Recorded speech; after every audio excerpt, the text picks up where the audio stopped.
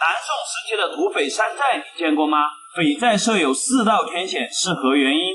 在重庆龙岩城的附近悬崖上，就有这样一处易守难攻的山寨，100年来无人知晓寨内情况。今天我们带上专业装备，势必攻下龙岩寨一探究竟。现在是早上8点钟，我们终于是赶到了这个龙岩寨了。可以看到我身后的位置就是龙岩寨的核心部位。我们刚刚到这里的时候还是风和日丽，这时候在我们决定攀上这个寨子的时候，突然狂风大作，这时候风力已经达到了8级，我给大家演示。狂风大作，今天呢依然是一行6人，还有专业的2名去做，按照进入龙岩寨的核心部位，大家期不期待？马上开门！这个龙岩寨跟龙岩城是隔河相望，在阳光照过来的那个地方，那就是龙岩城。我们昨天就是在龙岩城的山脚下露营的，现在整理装备。要带的装备主要有这些40米的劲力绳，还有战术头盔、背包以及专业升降的装备。再就是开路用的这个刀具。我们依然是找自然锚点，不要去破坏山体，文明探险。现在准备好了，一切下车。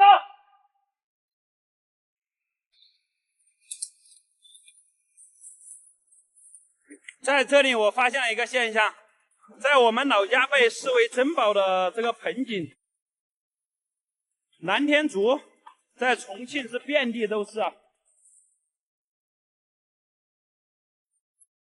咱们的开路先锋依然是邢俊宇大哥，咱们依然是选自然锚点，不要破坏山体，从这里爬上去就可以了。我们的操作都是非常安全的，大家一定不要模仿。现在已经穿好了所有的装备，一定不要模仿啊，这都是经过仔细检查的。我这边可以上升。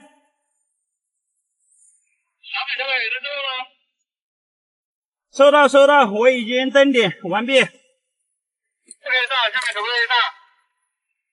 可以上，安全。收到。现在已经成功的上来了，这上面的风依然很大，马上就从这里爬过去，这里也要布绳了，必须安全操作。那边就是龙岩寨，这里是第2道天险。咱们看这个地方啊，因为我没有专业的装备，过去的话可以说是易如反掌。但是之前的人就是从这个石头上的这个窝直接这样手扶着过去，难度还是非常的大的。我们过去的话，因为布个绳子，这样走过去是非常安全的。以前的人他没有这些装备，可以想象当时的人选的这个位置真的是易守难攻啊！只要把这里封死的话，是完全没有机会可以到达龙岩寨去的。现在我已经成功的从这个第2道天险过来了，这面很宽啊，这边很宽，大概是个2、3米的宽度。然后这个地上呢，就发现了有这个古瓷器，这看起来非常的久远了。因为上面连釉面都没有，是裸瓷，有很多，依然是这种裸瓷的古碗。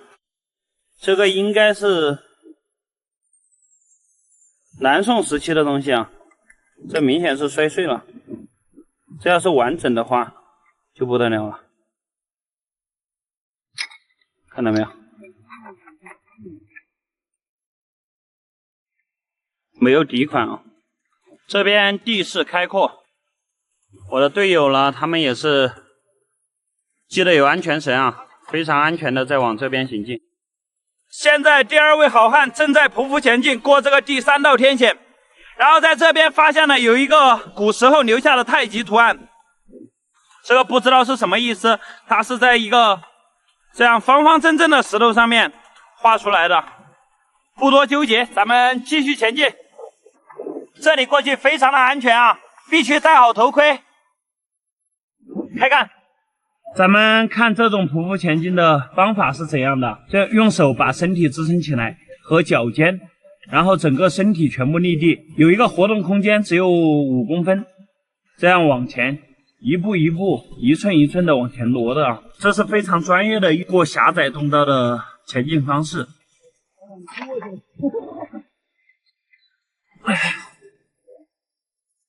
注意看我这个方法，它是用这个手臂这样把身体抬起来，然后这个作为辅助，然后用脚尖把这个身体全部这样给它立起来，然后往前一步一步的挪动。因为前几天我这个右侧的第4根肋骨骨折了，才骨折了10多天，可能有点痛，然后行进的速度就有点慢。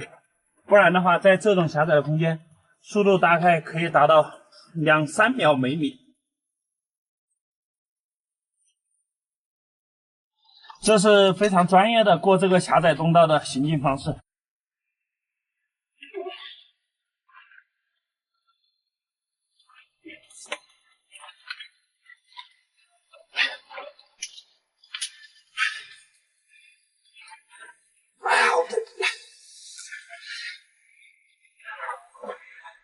好，咱们看这里，这就是这个龙岩寨的，这里就到达了这个龙岩寨的建筑工事。这个旁边有一堵石墙，这里有一个方形的窗户洞，也是它的瞭望孔。这边有烟熏的痕迹，这个以前应该是在这里生活做饭的。这边过去的规模非常的大，咱们逐步来欣赏。哇塞，看这里，全部都是各种军事建筑，就可以这样抬枪。我已安全过来了。这边发现军事要塞。后面的队友正在逐步的往这边前进啊，这边是很大的这样一个军事建筑，在20个平方的这样一个空间，这边还有石门，这边还发现了有很多骨头啊，还有骨头，这边有很多骨头，这个应该是猪的骨头。咱们可以看到这个石墙，它用的石料呢是采用了就地取材的方式，它是直接可以从这个洞顶用那个石橛子给它敲下来，一是可以扩大里面的空间二是可以直接做外面的围墙，这是一举两得的事情。这边有这打的这个鼓炮眼，这个是用那个钢钎，再用铁锤一锤一转，一锤一转，这样搞出来的。然后后来就那个橛子，铁橛子给它，铁楔子给它砸出来。看到没有？这里就是一个还没有用那个铁楔子给它胀开的这样一个旧的遗迹，它就在这里用铁楔子给它挤，它是一个梯形的形状，这样挤。它就会沿着这个石匠打的纹路给它崩开，崩出来的石头是非常整齐的，直接可以用于建造这个石墙。这里看起来非常的壮观啊，风景也是很不错的，就是今天的这个风有点大。然后再看这边，这里有很大一窝野生的葡萄藤。在我们湖北那边又叫它蛾子藤子。这边很多这个陶瓷碎片啊，看到没有？这里也有，还有那个秃刺儿。大概只有40公分。据村民所说啊，他说这个寨子呢，最远可以追溯到南宋时期，是南宋时期建造的。但是我在这里发现了有这个钟神。这个就是棕榈树的那种棕丝啊，给它制作而成的。现在还比较结实，这个应该是后来的人为了爬上这个寨子带过来的。这里有很多这个，哇塞，非常精美的这个瓷器，但是都是残缺不全的。不知道在经过那个天险后面会有什么发现呢？咱们拭目以待。这以前应该是有木桥的，在那个位置有一个石杵，它应该是搭在这个位置的。这个上面呢就有一个方形的孔位，有2、3个，可能是做的护栏。看这个寨子应该就是核心部位了。地势非常的险要，可以从这里直接跟龙岩城隔河相望。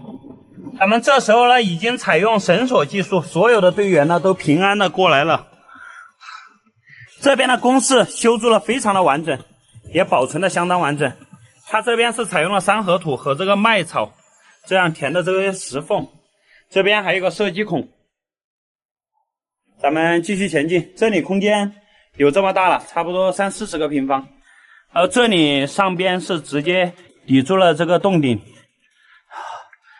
咱们看看前面，哇，看邢俊宇大哥，他这时候应该就是模仿的这个龙岩在当时的人射击的一个体位。我的天，这上面有摩崖石刻，我的天呐，这是什么？阿弥陀佛，这里写了一个阿弥陀佛，这里什么？紫薇秀雍普陀山，紫薇秀雍普陀山，大圣观音老祖之神位。这是一个观音神位，这是一个观音神位啊。但是在这里它没有什么香火，因为这里能来的人少之又少。那么说到这里呢，我就不得不来说一下，我也想过一把。不对，这个椅子它应该是这样弄的，因为这两边有个凹槽，这可以抵御外面打过来的子弹，然后从这个缺口呢就可以瞄准下面。这样一般都是采用击瞄的方式，因为那个时候它没有8倍镜，实际上打下去也就是乱打一气，也不会打得非常精准。但是这个地势啊，看起来是非常的震撼。可以跟那个露营基地啊是，哇塞，这边应该就是核心部位了。这里好大的空间呐，这里差不多有接近100平的这样一个空间。然后这里有生火煮饭的痕迹，这里有上下2个孔洞，一高一矮，师傅在这里打，徒弟在这里打。哇，这个设计真的是很不错。现在队友他们已经到前面去了，咱们一起去欣赏欣赏。这地上有很多这个古瓷器碎片，这个石墙建造的非常的雄伟，可以说是气势恢宏。这一面的石墙已经倒塌下去了，但是这个平台这个空地非常的大，可能有40、50个平方。前面什么情况？哦，这边的石块好大呀，这应该是这个寨子的老大，就是住在这个位置的啊。好，谢谢。好，我们看到这个石块可能有重达1000斤的重量。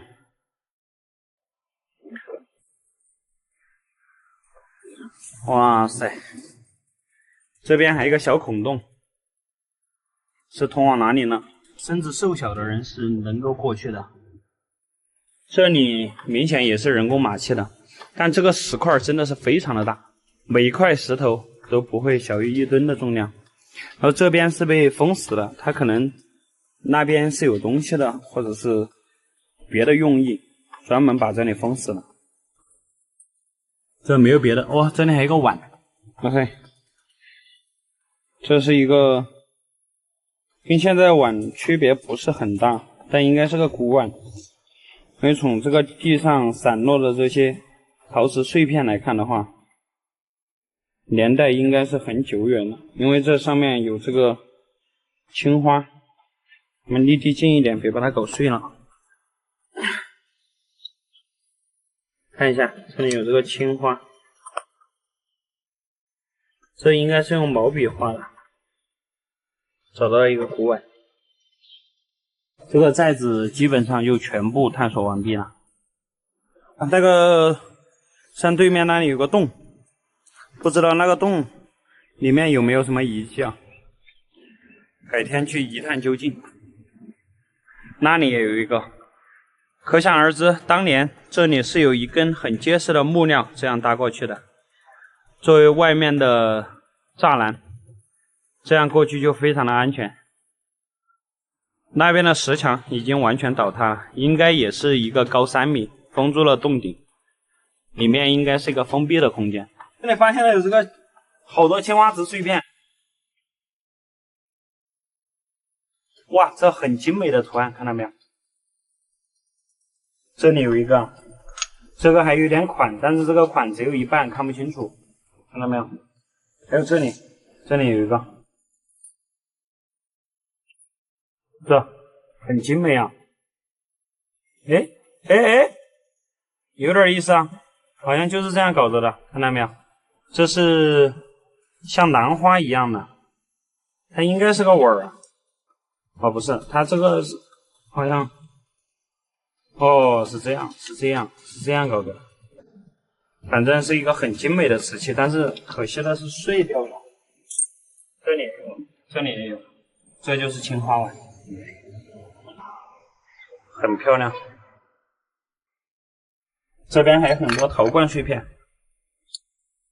好了，这一次的龙岩寨探索之旅到这里就结束了。在这个洞里面发现了有很多古人生活的遗迹啊，有陶瓷碎片，以及一些骨骸，还有这完整的青花瓷碗。这个由于没有史料记载，不知道是什么时期留下的。据老人介绍，这个是南宋时期建造的这个龙岩寨，但是无法考证，咱们不能贸然下定论。大家一定不要轻易模仿啊！没有专业的 SRT 技术，不要去攀岩搞这些危险的动作。你想看的风景，我拍给你看就好了。咱们这期视频就拍到这里了，感谢大家观看，拜拜。